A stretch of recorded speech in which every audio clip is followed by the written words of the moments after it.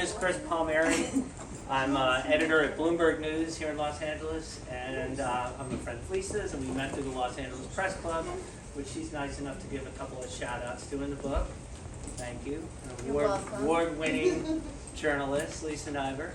And you know, I have to admit, maybe some of you are in the same boat. When Lisa told me she wrote this book, I thought it was going to be a travel book, and I started reading. And it's it's a little different than what I was expecting. Let's talk about this, the genesis of this. This is a pretty tough look at your marriage and what went down and how you bounced back, obviously, from that sort of dark period. Yeah. What made you decide to choose this as the theme for your first book? Yes, so first of all, I really appreciate Chris doing this, and I'm so happy to see all of you here. Thank you. I actually feel like that show where it's like, This Is Your Life, is our friends from the 1970s when we first moved to California. My old boss, my other boss, everybody knows me, so thank you, my neighbor. And what happened with this book was, this actually wasn't really the idea I had. I really wanted to write the book about how I did 50 challenges before I turned 50. And I shopped it to agents, and several agents told me it's not a book. It's an article. And I had several people that told me it had to start with my divorce, which I was extraordinarily disinterested in writing about because it's very dark.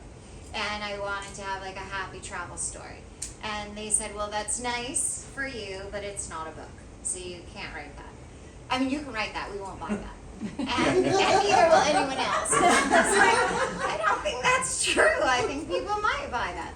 So it was a little bit confusing, and it's my aunt and uncle. Come on in.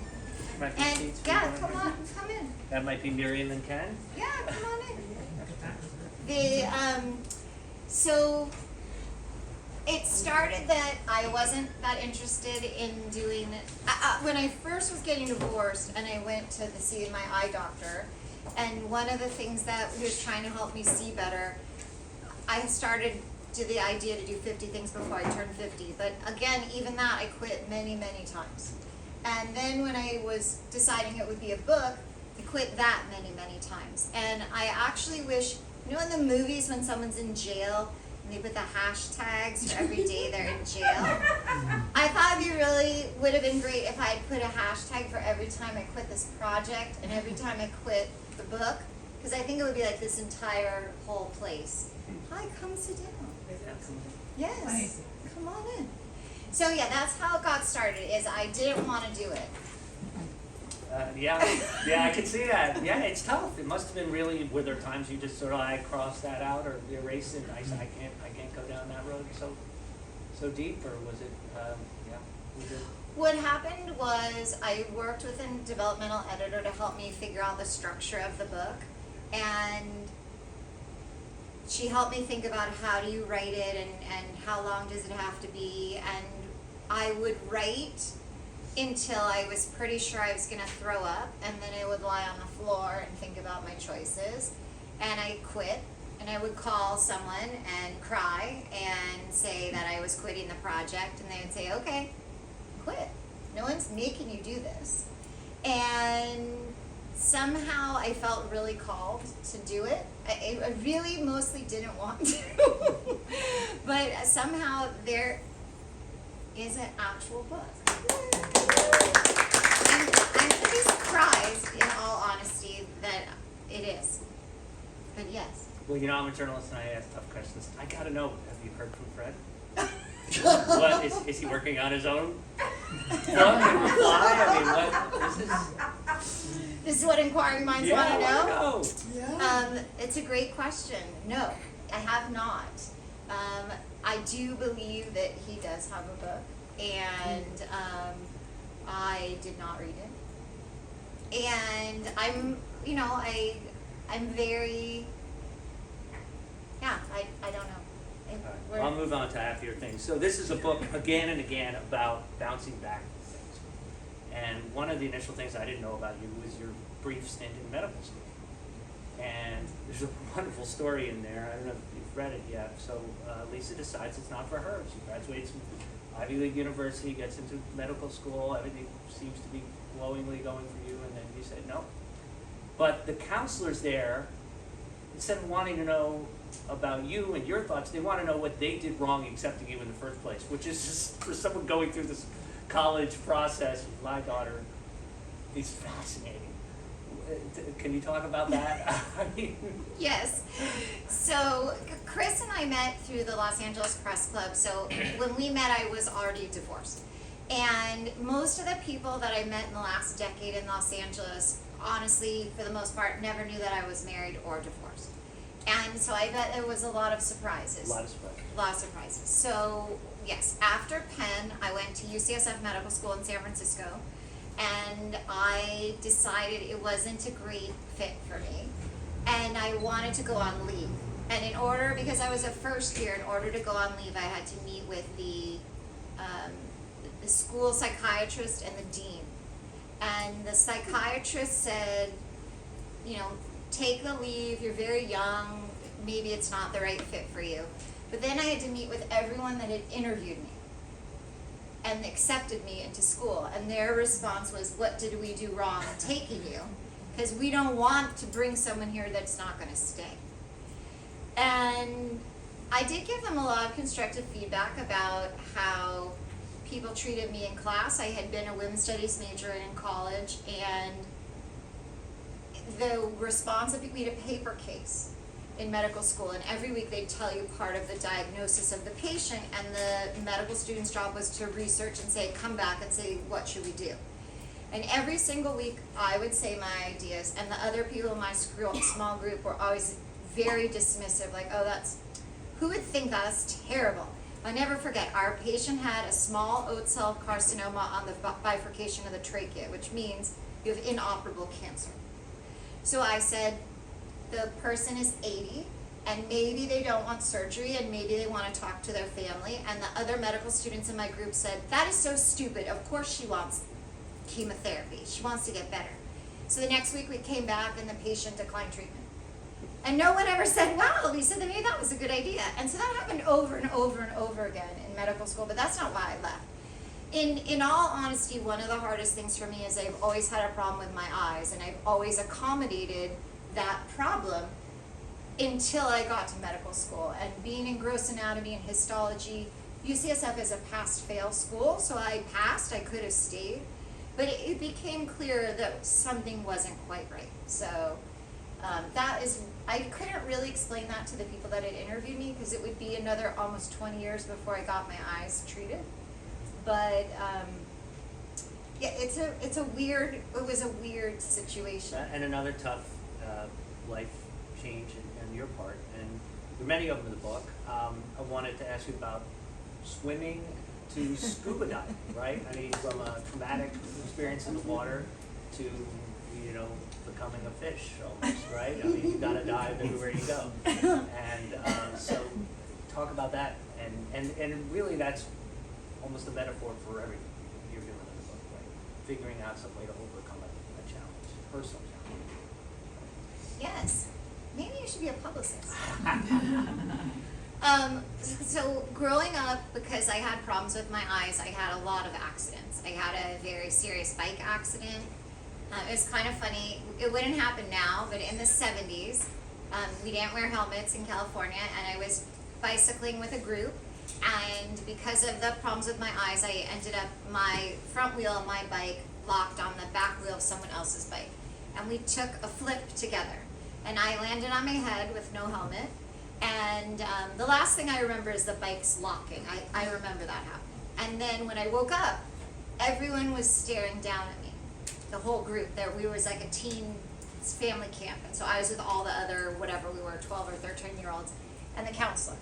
And I opened my eyes, and he said, okay, get back on your bike. And we rode back to family camp, and they took me, my parents put me in the car, took me to the hospital. And it's not exactly what we do now. That was the 1970s.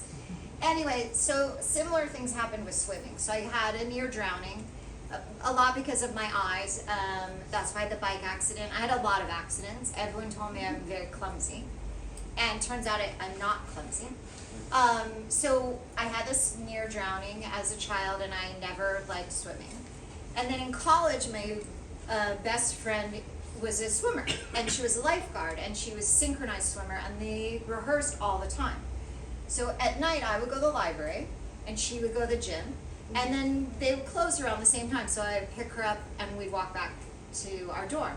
So one day I said, you know, I come to the gym every single day, basically, but I never go inside. Maybe I should do something. And she goes, well, why don't you swim? I'm like, oh, that's such a terrible idea. I'm never going swimming. So we had another roommate at the time who was also a lifeguard, and they were on station, whatever, at the same time. And I was like, I can't go swimming, I'm gonna drown. And they're like, you know, it's kind of boring at swimming. Everyone's really good. We'll probably watch you, you'll be okay. And so they started giving me lessons. And I was really embarrassed because most of the people that swim in college have swum their whole lives, and they're really good swimmers. Anyway, so I didn't even know if I could make it one way, and you need your own lock, and you need a cap, and there were all these swimming things that I didn't know about. So she was like, I'll give you this, and I'll give you this. Anyway, I was like, I don't think I can go one lane. She goes, go one lane, push out of the pool, and say, oh, 100. Because no one else is watching. No one cares. Nobody's thinking like, oh, I'm so much better than you, I've done more than you. No one. And so that was how it started. And then it turned out I loved swimming. Once someone taught me to swim, and I felt better about swimming. So I went swimming all the time, and then I went to graduate school, and I dropped out, and I was working at Planned Parenthood, and I was teaching, and I was trying to decide what to do, and all my friends from med school did sports. They did tower ball and ultimate frisbee, and I still couldn't do anything with a ball. I couldn't catch anything. And now I was not bad at swimming, and I was like, I guess I'll take scuba I diving. forgot about the bike, but then soon you're mountain biking, which still terrifies me. So is there some sort of mantra that you chant before you do all these things that you don't really want to do, but overcome it? And, I mean, how do you make these things happen? Is it a personal goal to make it happen, or does it just sort of flow? I think in the book it seems like I just did all these 50 things one after the other, something scary and then something scarier, but it was very much smaller than that. Like the very first thing, I went with a friend and tried to eat something I never tasted before, and only because I really wasn't ready to start my project. And my friend said, well, why don't you just start right now? And I was like, I'm not ready to start, and that's too small, and that won't count. I had so many excuses. So in the beginning, I had so many excuses, and I quit. But as the project started going and it got more, people were recommending things to me. And so mountain biking was one of my later challenges. And because I had had this biking accident, I really never biked. Anyway, so I am a decent skier because my father would rather ski than breathe. That's what we say about him. So there was no choices. You had to ski. So I wasn't bad at skiing. So I was on a women's ski clinic in Lake Tahoe. And at the women's ski clinic, you had to decide what group you went in. So I put myself in like low intermediate. And at the end of the day, the woman in charge was like, I don't understand what happened. She goes, did you get confused which group was which? And I said, no, I'm not confused. That's where I belong. She goes, you don't belong there at all. She said, you're an advanced skier. And I'm like, oh, I'm definitely not advanced. She's like, I'm the instructor. She said, tomorrow I want you to go in advanced. And I was like, I'll think about it. And then we had a terrible snowstorm, and the participants in the ski weekend were snowed in, and the instructors were snowed out. And so we didn't have to take lessons.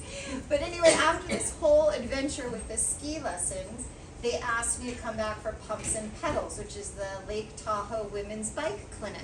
They're like, oh, we'd love you to come and write a story about pumps and pedals and mountain biking, and we really want you to be there. And I said, that'll never happen. I'm not coming bicycling. I hate bicycling. And my friend who was the PR person for North Star said, isn't that the point of your project? And I said, please do not use my words against me. And then she said the magic words, which was, she said, I'm also scared. And she said, oh, we'll go with you. And I said, there's no way I can do a group women's clinic of biking with people that know what they're doing. I said, if you get me a private lesson with a teacher that doesn't mind crying, I might go. And I thought I was joking about the crying part. And she was scared and I was scared, and we were starting to have a lesson at the base of the mountain. And we had this young instructor, and she told me I had to learn 3 skills. And I was not learning them. It was very hard. And so we took a break, and the owner of the shop came out. And at this point, she and I had agreed that we had like a pact. At any point, if we were too scared or it was too hard or we didn't want to, we could both quit. Like, we took pictures, we were wearing the gear, that was enough. We had like a secret pact, like, anybody, we're done. And so we had kind of like, you know, wink, wink, nudge, nudge, we were not going up the mountain. We were like, we tried, we were here. Anyway, the owner of the shop comes out, his name was Shep, and Shep's like, let's go. I'm like, we want to go, but we cannot go. Because we had to learn 3 skills, and we did not. And he was like, I don't know what you're talking about, get on the chairlift. And I was like, I'll go on the chairlift with you, it's probably a pretty ride, but I don't have to ride, because I can always get back on the chairlift and come all the way down. I don't know how the ski mountain works. So we get up there, and he somehow convinces us to keep going. He's very convincing. So now I have 2 instructors. And we're riding on the greens, and it's not that bad, and then he stops, and there's like a turn, and green is easy, and blue is intermediate. And I had been promised there would only be green runs. He says, we're gonna go here, and I start to cry. And I was like, I was joking about the crying. Like, I didn't want to be on the mountain crying. So he says to me, Lisa, your comfort zone is like this. He says, I'm trying to help you just get a little bit of space in there. He said, have you fallen down today? And I was like, no. He said, you know, have you gotten hurt? I said no, and then he was trying to convince me to go on this harder run. He's like, I have been watching you bike ride. You are fine. The only person that thinks you can't do that in the whole group is you. And I looked at him and I said, you know, Shep, my project to do 50 things before I'm 50 is not to do 50 things until you kill me. I'm not going. He's like, it's up to you. You can go on the green run. You can go back to the chairlift. But would it be so hard if you would just try?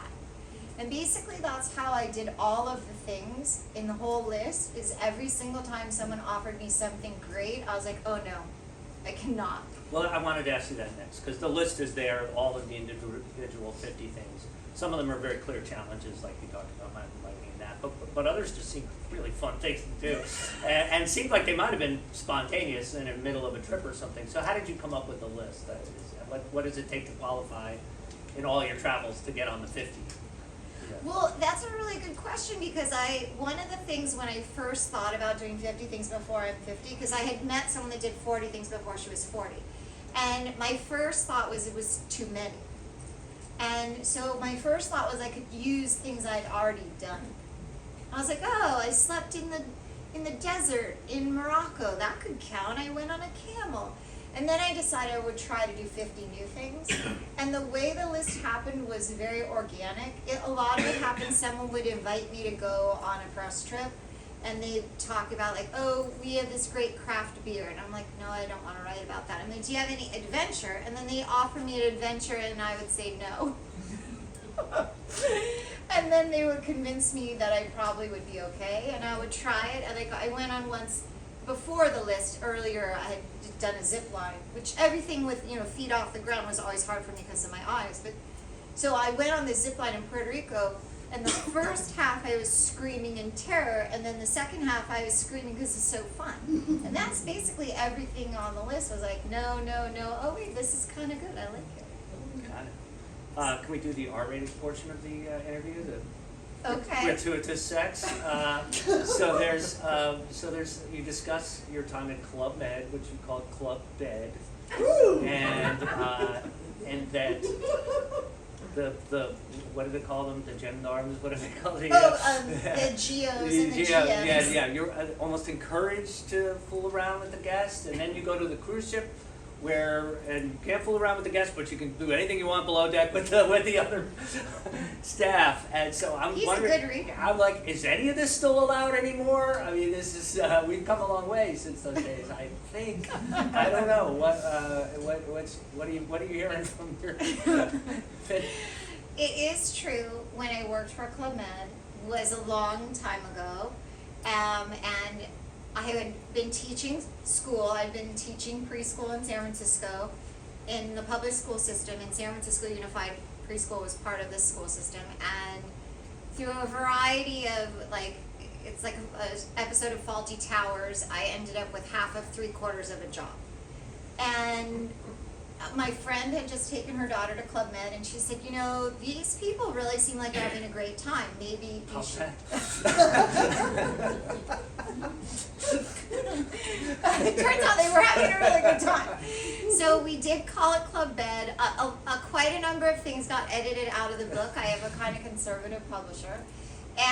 But one of the things that happened was at Club Med, if you completed 2 villages, 2 seasons, you could go anywhere in the world for 2 weeks as a thank you from Club Med. You had to pay your own airfare. And so when I got allowed to go to the other village, one of the women that worked with me in the kids program in the Bahamas said to me, "Are you sleeping with Tatoon," who was the chief of the village? She assumed that if I was allowed to go to this other village, it was only because I was having sex with him. And I was like, I'm not having sex with him. There's a thing, if you do 2, I said, did you do 2 villages? She said, no. I said, did you ask? She said, no. I'm like, well, that's why you're not going. Because she was like all ready to sleep with him. She's like, oh, is this the solution? I'll sleep with him also. And I was like, no, I don't think that'll help you. Anyway, so when I was at this other village where I wasn't working, I was just on vacation scuba diving. There's seats if you want to come in. Anyway, so I was in this other village in Sonora Bay to go scuba diving. I went scuba diving 2 or 3 times every single day. I met these other GOs. That's the name of the people that work there. And so one guy came to my room the first night. He had been the one that had walked me in. And he showed up that night, he knocked on my door, and he's like, can I stay here? And I was like, can you stay here?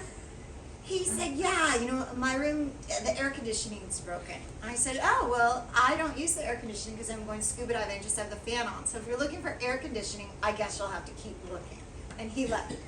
But I figured it was part of the game at that village was whoever walked you to your room, they tried to sleep with you. So, because that was... Just doing their job. Just doing their job. There was one night early on in my career. My first village was in Copper Mountain in Colorado. They don't have that village anymore. Even when I was there, it wasn't such a nice accommodation. In fact, when my parents came to visit me, I made them stay at another village across the street. I was like, you can't sleep here. It's terrible.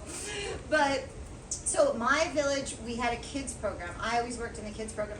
And when it's families, it was a little bit different. So when I was in Sonora Bay, it was only a singles village. But I knew even in my family village in Club Med in Copper Mountain, one of the very first staff meetings we had, the chef de village, the chief of the village, looked at everybody and he said, next week there will be a lot of single ladies and I want them to be happy. And I was like, wow. I do not think we discussed this at preschool. And then the next person in the staff meeting was the nurse. And the nurse said, there's first aid kits everywhere in the village, and every month I refill them. So they all have plenty of condoms. So make sure you're using condoms. Wow. And I was like, oh, so the chief of the village meant what I thought he did. And then when I was at this other village, and that was a singles village, they have rules in the singles village, like you must show up in the disco by 9:30 or 10, and you had to stay a certain amount of hours, and one of the guys I met was so bored that he was sleeping with women through the alphabet. He was just sleeping with everybody, so he had to make, some challenge. So when I met him, he had, the week before was on D, he slept with someone named Dina, so he was looking for a girl with a name that started with an E. So yeah, it was pretty crazy. I mean, it wasn't like they were so happy to meet you. He was just looking for the right letter. I hope things have changed a bit. It might have. Anyway, now to the business portion of the day. Okay. You are a businesswoman, and that's part of the story here.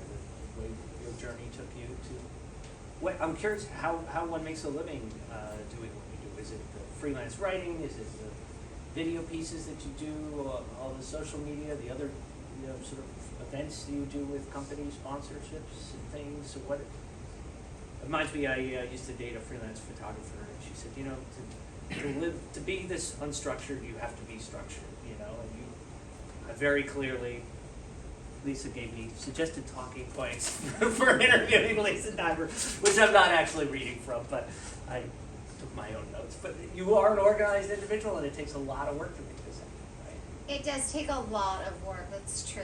And I would say the way it works is it's a mosaic. So things were different before COVID.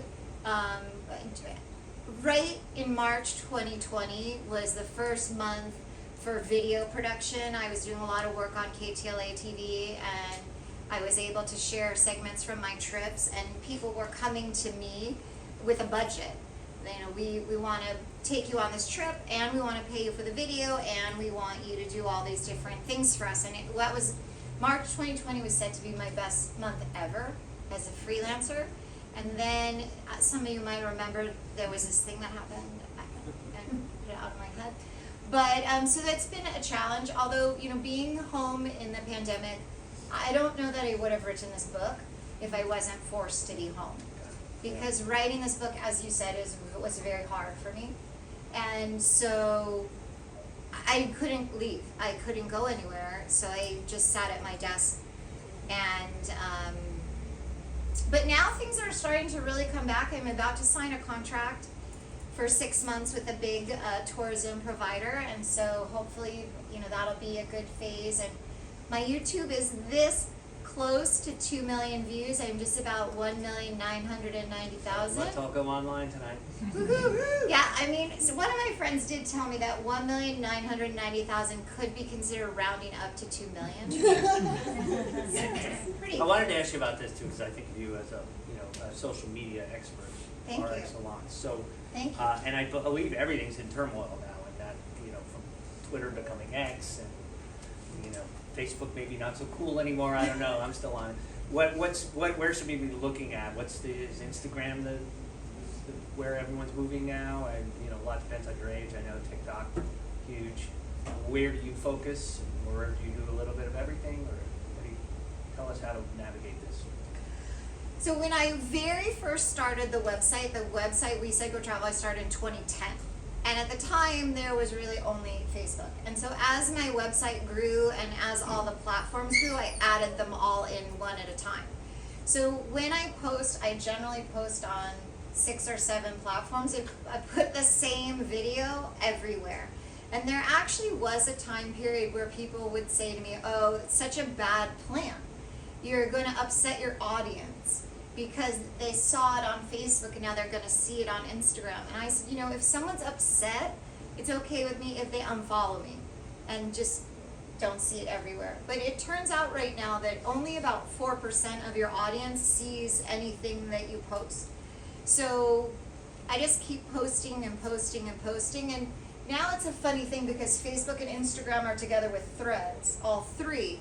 And so they have these different designations. Like I get designated a couple times a month as a rising creator. So that means they're promoting my stuff more. They're putting me back in the feed, and they have me bundled. They give me these notifications like this month you're bundled in travel with these other creators, and we're promoting all of you together. So it's hard to know, and people say to me, oh, you shouldn't post on Tuesdays, or you should only post at 4 o'clock, or people have all these ideas like this is how it works better. And I always thank them for their suggestions and then just do whatever I want to do, because the second you figure something out in social media, they change the algorithm. So it really doesn't matter. So sometimes, I went to this when AT&T and Warner Brothers and someone else were all together, they started having this project. They had these, like an all-day workshop. And I went on the Warner Brothers lot, and someone was a huge celebrity, was talking about how she does her social media. And she said, well, you know, sometimes I really feel like doing something, so I post 3 times in the same day. And then for 3 days or 3 weeks, I don't feel like doing anything, so I don't. And I was like, okay, so really, it doesn't matter. You have to be consistent, however. I always tell people if you're getting started, like if you want to have a website, post once a month, post once a week, whatever you can be consistent about. I was posting about 3 times a week, but then since the book came out, I figured, who cares? I just post as much as I want. And I'll probably slow down because it's a lot. But the book's doing really well. Now the travel talk. Can you believe it took this long? I'm sure you get asked all the time, what's your favorite place in the world? But I'm not even going to do that. Like, top 5, just whatever pops to your head. Because there are some amazing experiences described in this that I didn't even know about. And let's face it, most of us are not going to be able to go to 100 countries even if we had a goal. Well, the thing about 100 countries is when you live on a boat and your house moves, that makes a big difference. My friend Trish had to leave, but she was my friend that I worked on the cruise ship with. And so, you know, if your house moves, that gives you a big advantage of getting around. And when I worked on the cruise ship, I used to say to them, you know, I think this is my last contract. I don't think I'm going to come back. I'm like, well, you haven't been to Asia yet. What if you just did one more contract? And I was like, oh, that does sound really good. So you asked my favorites. One place I loved was Mongolia. I traveled in Mongolia in a van with another couple, and they're like, we're going to the vast expanse of nothingness. And so my question was, how will I know when I get there? And they're like, you'll figure it out.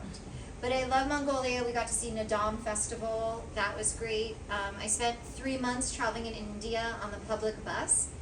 And we went to this festival called Kumbh Mela. It's a 12-year cycle. It's in 4 different cities once every 12 years. It's somewhere different every 3 years. So we were there when it was in Allahabad, which is the largest. And I mean, it's literally millions of people. And we stayed in the worst accommodation. It was one of the most expensive places we stayed, but it was incredible. You know what? I just thought maybe we'd do it by continent. Okay. Best place, Europe. Not just place, activity, whatever. Okay. I love Estonia. I went there on the cruise ship. Wasn't expecting that. I went to Tallinn in Estonia when I worked for Renaissance Cruises. That was a small company. And what's my next concept? Africa. I got to go on safari with Abercrombie and Kent, which was amazing.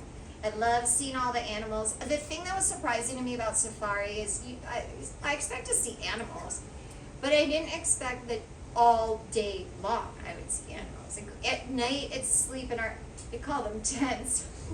It's much nicer than any hotel. It's so nice. But anyway, we could hear the lions during the night, and that was a little scary because I was like, how close? They roar, or what are they? Uh-huh, you could hear them. They're like, do I smell like lunch? But we saw animals from the minute, when we got in the plane to go to the safari camp, they had to move the zebras off the runway. So you're already seeing animals, and then we went up in the plane and we saw a herd of elephants, and then we came down and we saw this animal. I can't think of what its name is, but it looks like it's wearing jeans. It was the funniest looking animal. But yeah, that was amazing. Isn't that always with the cartoon animals? They just have pants or something, Yes. no shirt or whatever. They do. All right, Australia, New Zealand, anything? I mentioned something to do with diving, right? In Oceania, I've been a lot of places actually. I went to the Solomon Islands for the 75th anniversary of the Battle of Guadalcanal, and I did a story for the Smithsonian. And when I came back, my dad is always like, oh, we really want to help you, but he's like, I'm a dentist, I don't know people, maybe I know somebody, I don't know.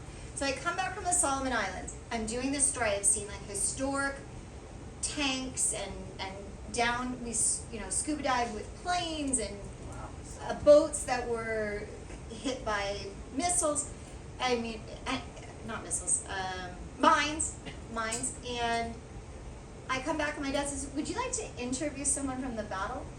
He said, of course I would like to interview someone from the battle, but the battle was 75 years ago. He says, oh, my patient was there. So his patient signed up, when he was, his 17th or 18th birthday was July 4th. And he got inducted into the army, and he literally got sent after 6 weeks of base camp to Solomon Islands. He was in the war there, and then he re-enlisted. He was a pilot in the Korean War. He lives here in LA, and I got to interview him for the Saturday Evening Post. So it was funny how, you know, what one thing leads to another. Yeah, you just reminded me, you went to the island that JFK swam to when his PT boat got sank. Is there anything there? It's an incredible story. So the JFK was in the war, and his boat was sank, and they swam, and it was a teeny little island, and he literally carved in a coconut a message that they were stuck there because there were enemy around. And a local, they were called, I think, Solomon Scouts. One of the Solomon Scouts swam the coconut back to the base, and that's how he got rescued with his whole platoon. And when he was president, he had that coconut on his desk. Wow. Whoa. Yeah, so they renamed the island Kennedy Island. So there's so much when you travel, whether it's history, whether it's just beauty, experiences. I mean, there's so much to travel. I'm missing. I know, there's so much. Well, we got to sail together. We sailed on the Norwegian Bliss when it was brand new. So that was that was exciting. Any questions from the audience? Uh-oh, we stunned them into silence. Where are you going next? Where am I going next? Tomorrow I'm flying to New York. I'm going to sign books at Adweek. Woo! Yes, I'm very excited. I was trying to decide, there's people here from every decade of my life, which I think is true. So you guys are from the 70s, you know me forever. You described something, it was a Hebrew cleansing ceremony of some kind you went through that sounded neat and spiritual. And Yes. Can you talk about that? Yes, so one of the most important things to me here in LA is being part of my temple, Stephen Wise Temple. And when I was getting divorced, I met with my rabbi, and we talked about when I first met with him, I still decided if I was getting divorced, but it seemed obvious to him. So first I had to get divorced. I got a lawyer, I got divorced, and then there's a Jewish divorce called a get. And then he said to me, after I had my Jewish divorce, I could go to the mikveh. I think that's what you're talking about, is traditionally, some Jews go to the mikveh before Shabbat, some go before the New Year. Brides often go before they get married. So I wasn't going to as like a divorce mikveh. I went as like a starting my life again, like having a new chapter. Sounds like you have to do that after Club Med too. I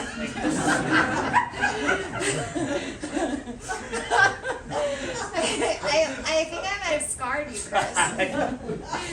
You don't have to go. That's all right. Chris is never going to Club Med. Then you can go. But telling the audiences that are non-Jewish, what is a mikveh? Well, so my Aunt Miriam from Israel wants me to tell you what is a mikveh, so thank you. The mikveh is a ritual bath, and it has to have flowing spring water, and it has to be a certain size, and has to be blessed, and you do ritual 3 immersions, and someone watches to make sure that it's a kosher, a good immersion. You have to not be touching anything, your hands can't touch, your feet can't touch, you have to be fully immersed. Good? Yes. Were you able to do that in Los Angeles? Where's the spring in Los Angeles? That's a good question. So at American Jewish University, which used to be called University of Judaism, which is really across the street from Stephen Wise, that's I don't know if that's the only mikveh in LA, but that's the closest one to me. I think there's... There are a couple for the Orthodox community, but that's the community one. Oh, okay. Yeah. Yes, my friends are saying there's multiple. Is there a place you haven't been to yet that you really would like to go? Oh, that is such a good question. Yes, so the place I really want to go is on my book. It says I've been to 6 continents. If you're watching, I would like to go to Antarctica. Yes. But honestly, there's a lot of places that I still really want to go. I've never been to Sedona.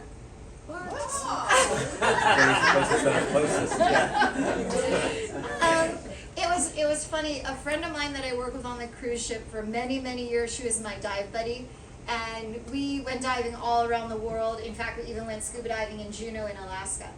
So she's been raising her kids in Italy. She married another friend who's now captain. When we started, he was a second officer, very junior, but now he's captain. Anyway, so for 1 year they decided to raise their kids in America. They were here in California for a full year. And their daughter, who's 15, really wanted to go to Death Valley. She saw it on TikTok and she thought it looked really cool. And there was COVID and we couldn't really go anywhere, but we could travel there by car. So after the kids came up with this idea, she has 2 teenagers, Julie and I admitted neither of us had ever been there. And the kids were so shocked. You've been everywhere around the world, you've never been to Death Valley? So we went to Death Valley and we had a great time. And then for their next break, they're like, where else haven't you been? So we took them to Joshua Tree because neither of us had ever been there. And she also grew up here in California. So we both grew up here, but we were too busy going other places. Channel Islands, been there? That was the very first time I went snorkeling. In high school, we went to the Channel Islands. But I haven't been since I was a Forgotten little national girl. parks near LA, yeah. Go ahead. But no, there's a lot of places I haven't been. I've never been to Brazil. That's on my list. Brazil would be nice. Antarctica. You want to go? Yeah. I know somebody else said that could I lead a trip. So we discussed That's another that thing. before. You could do that, right? I could do that. That would be a business. You'd be great at it. Thank you. Hey, are we having a business together? You could write about it in Okay, Bloomberg. that's it. I'm just Nice. Chris, along for the ride. Chris is one of the nicest journalists in LA, by the way. When I was first back in Los Angeles and I first went to the press club events, Chris at the time was the president of the press club, and he was always so kind and he always introduced me to people. And in fact, I recently was interviewed by Bloomberg. It actually didn't have anything to do with Chris, but he has helped me a few times pitch stories that he always said he would help me with. So, well, Can we end on a journalism note? There's a line in the book that I really like, and I can't remember it exactly, but it's something like my ex tried to get me to lose my belief in myself, and I'm becoming a believer in me. Something like that. Do you remember? thank you. Thank you. Well, I really appreciate you doing this with me, and I so appreciate all of you being here on a sunny Saturday, and all of you taking my crying phone calls all through the process, you know, all the different parts of my life, and I do really so appreciate all of you. And in fact, you might have noticed there's a lot of books here. It's a bookstore, so we hope that you'll buy some books, because that is good for the bookstore and it's good for the authors, and I would love to sign a book for you. And please, please don't leave before I get a picture with you, because I'm so excited that you're all here. So thank you.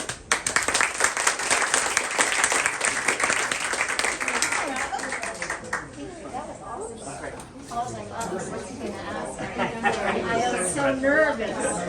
So nervous. And it's so neat reading those. Way to get my autograph. No, there's a lot we need. While you were there. Sorry. You just were telling us the good stuff. Okay, I'm gonna sign.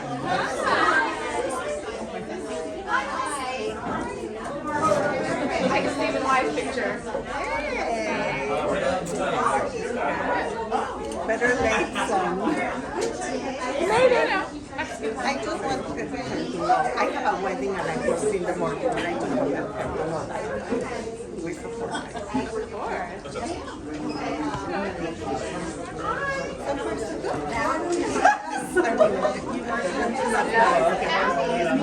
mean,